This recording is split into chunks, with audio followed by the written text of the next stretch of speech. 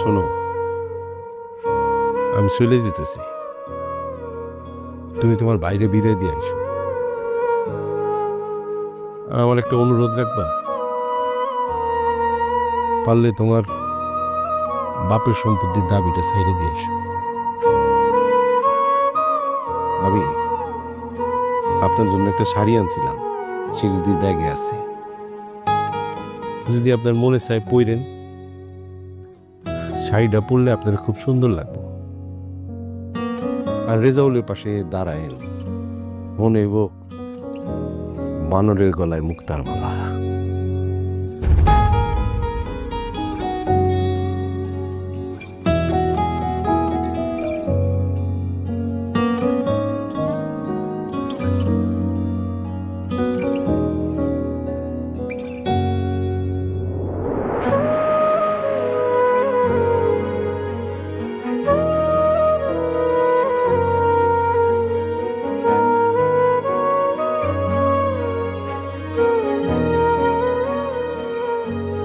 জমি যদি আমি বিক্রি করতে না পারি,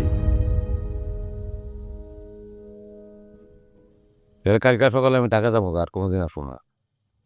কোনো অবস্থাতেই আবার জমি বেচতে দেব না। পেলে আরবি রাত পয়লা আমি চলে যাবো টাকা, কোনোদিন আসবো না। টাকাও পাঠাবো না, 1 পয়সা পাঠাবো। জমিগুলো বিক্রি করে দেন না। পোলার চাই কি জমি জমা বেশি হয়ে গেছে আপনার কাছে? হ্যাঁ, পোলা গেলে পোলা পাবো না। আমি হাল চাষ করি, মানুষের বাড়িতে কামলা খাটছি, তোমার নিয়ে খাইয়া না খাইয়া আমি পোলারে লেখাপড়া শিখেছি। এই জমি, এই বাড়ি, এই ঘরের পরতে পরতে আমার বাপ মা, আমার বংশের গন্ধ আছে। এই জমি আমি কেমন করে বিক্রি করব? কেন বেচো? তুমি কও বৌমা, আমি কি এই জমি বিক্রি করতে পারি? কও।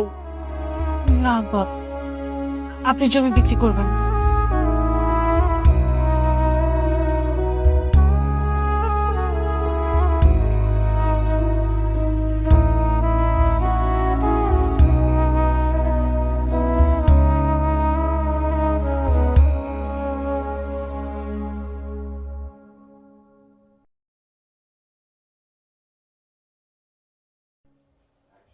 কি ব্যাপার, তুমি রেডি হবে না? যাবে না তুমি?